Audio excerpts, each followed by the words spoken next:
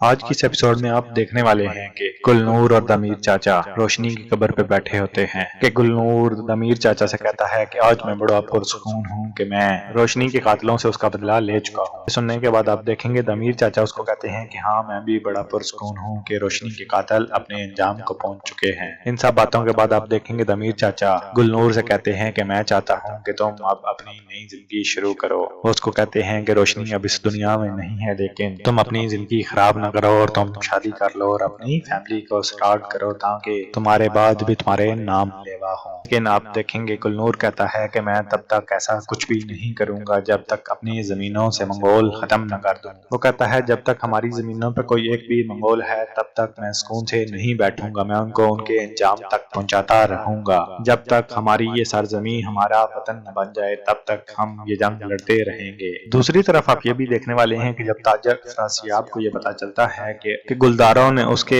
Base के ऊपर हमला किया और सबको मारने के बाद वो हमजा को अपना कैदी बना के ले आया है और अब्दुल रहमान को भी उनसे छुड़ा के ले आया है, तो वो अपने साथी से कहता है कि जाओ नौयान के पास और उसको कहो कि मैं उससे मिलना चाहता हूँ। अब देखेंगे वो हमजा के हैमे के ऊपर नजर रखे खड़ा होता है, तभी आयमा खातून और गुलदारों उसके हैमे के अंदर जाते हैं। आयमा खातून हमजा से बात करते हुए कहती है कि तुम्हारे बाप ने सुलेमान शाह के साथ काफरों के मुकाबले में लड़ते हुए शहादत नसीब की थी और उसके बाद तुम अकेले रह गए थे और मैंने तुम्हें अपने बेटों की तरह पाला था। मैं तुम्हें अपने बेटों के साथ सुलाया करती थी और तुम्हारी माँ बन के मैंने तुम्हें हर वो खुशी दी जो मैं अपने बेटों को देती थी कि तुम तन्हाई महसूस न करो, लेकिन तुमने क्या किया। उसको कहती हैं कि तुम पे लानत हो कि तुमने अपने इस्लाफ की खूबियों को छोड़ के काफरों के साथ जा मिले हो। उसको कहती हैं कि मैं तो अब तुम पे थूकना भी पसंद नहीं करती जो तुमने हमारे साथ किया है। उसके बाद वो उसके ऊपर लानत मलामत करते हुए वहां से चली जाती हैं और खैमे में आप देखेंगे गुलदारो अकेला हमजा के साथ रह जाता है। वो हमजा से बात करते हुए कहता है कि तुमने काफरों के साथ मिलके हमारे बहुत सारे साथियों को मारा है, तुम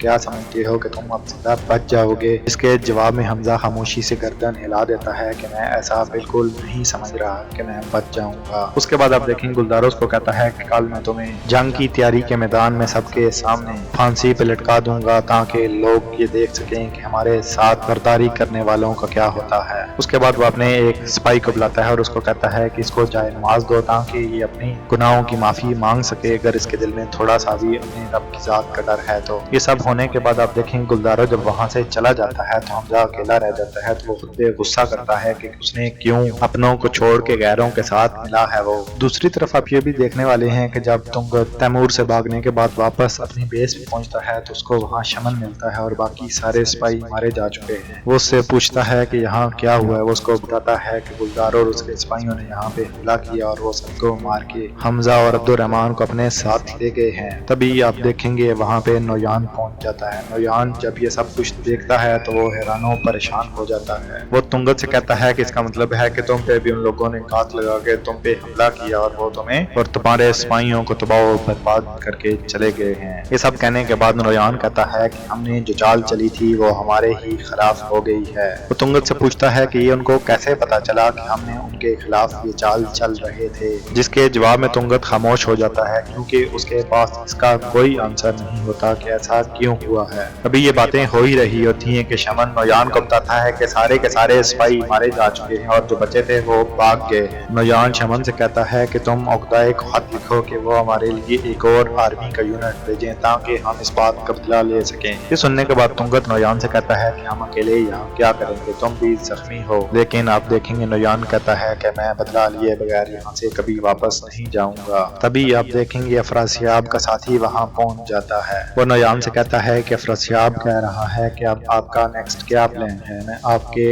अगले हुक्म का इंतजार कर रहा हूँ। जिसके जवाब में नौयान उसको कहता है कि उसको कहो कि सिर्फ ये पता करे कि अर्तुगरुल कहाँ है, इससे ज्यादा इम्पोर्टेंट उसके लिए कुछ भी नहीं है। बाकी वो जो भी मर्जी करे लेकिन सिर्फ मुझे अर्तुगरुल का पता करके दे कि वो इस वक्त कहाँ पे है। अब देखने वाले हैं गुलदारो तैमूर सरदार खुशनूद और मेहरदीन के साथ बैठा आने वाले वक्त की प्लानिंग कर रहा होता है। तभी एक सिपाही उनके पास आता है और बताता है कि अर्तुगरुल कबीले के अंदर वापस आया है और उसके साथ एक जख्मी आदमी भी है। ये सुनने के बाद गुलदारो वहाँ से उठ के भाग जाता है कि उसके साथ जरूर सुंगरतेकिन होगा। अब देखेंगे बाकी लोग भी जब देखते हैं कि बाहर कबीले के अंदर कोई आया है तो सारे अपने अपने हैमों से निकल के बाहर आ जाते हैं। तभी आप देखेंगे अर्तुगरुल अपने भाई सुंगरतेन को अपने साथ ला रहा होता है। यहाँ बड़ा ही जज्बाती सीन سین ہونے والا ہے جب سنگرتن اپنی ماں کے ساتھ کافی عرصے بعد ملتا ہے تو اس کی ماں اور وہ دونوں رونے لگ جاتے ہیں۔ اس کے بعد آپ دیکھیں گے جیسا کہ آپ جانتے ہیں سنگرتن زخمی ہے، اس کو شفاخانے میں لے جایا جاتا ہے تاکہ اس کا باقی علاج کیا جا سکے۔ باقی لوگ بھی سارے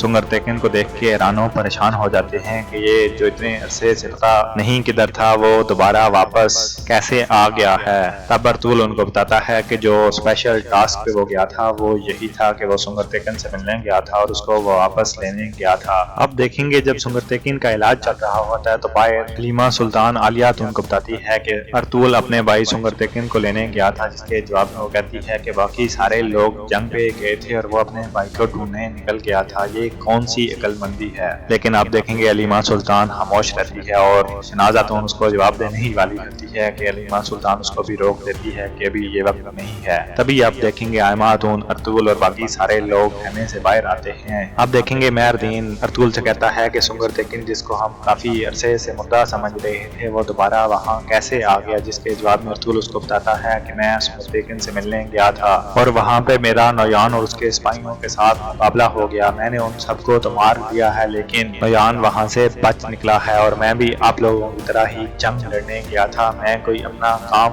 نہیں کرنے گیا تھا۔ یہ سننے کے بعد آپ دیکھیں گے ہمیں موجود سارے لوگ حیران ہو جاتے ہیں اور خاص طور پہ عالیہ جو کہ ارطغرل کے اوپر الزام لگا رہی تھی کہ وہ اپنے کام کرنے گیا ہے، جب اس کو یہ پتہ چلتا ہے کہ اس کا مقابلہ نویان سے ہوا تھا وہ بھی خاموش ہو جاتی ہے۔ لیکن آپ دیکھیں گے ان ساری باتوں کے بعد تیمور وہاں بول پڑتا ہے، وہ کہتا ہے کہ تم نے ہم سب کو نویان کے پیچھے بھیجا تھا تاکہ ہم اس کو ختم کر سکیں، لیکن ابھی تم بتا رہے ہو کہ نویان کا سامنا تم سے ہوگا۔ وہ کہتا ہے ہمیں تمہاری سمجھ نہیں آ رہی کہ تم ہم سے ہر بات چھپا کیوں رہے ہو، جس کے جواب میں ارطغرل کہتا ہے کہ میں نے سنا ہے کہ تم لوگوں نے اس کی ساری چالیں بیکار کر دی اور اس کے سارے سپاہیوں کو مار دیا ہے۔ وہ کہتا ہے میں تم لوگوں کو اس بات پہ مبارک دینا چاہتا ہوں کہ تم لوگوں نے بڑا ہی اچھا کام کیا اور میں بھی منگولوں کو ختم کرنے کے لیے یہ سارے کام کر رہا ہوں۔ یہ ساری باتیں سننے کے بعد مہر الدین بول پڑتا ہے، وہ کہتا ہے کہ آپ ٹھیک کہہ رہے ہیں بالکل کہ واقعی ہی ہم نے منگولوں کے خلاف جنگ جیت لی ہے، لیکن تیمور کی بات بھی صحیح ہے کہ آپ لوگوں کے یہ جاسوسانہ کام ہمیں سمجھ نہیں آ رہے کہ آپ کیا کرنا چاہ رہے ہیں، ہمیں آپ نویان کے خلاف بھیج رہے ہیں اور خود آپ نویان کے خلاف نمرتاز ہیں۔ وہ کہتا ہے اس سے یہ ثابت ہوتا ہے کہ نویان سنگرتن کے ساتھ تھا اور آپ نے اس کو وہاں پہ پا لیا اور اس کے ساتھ مقابلہ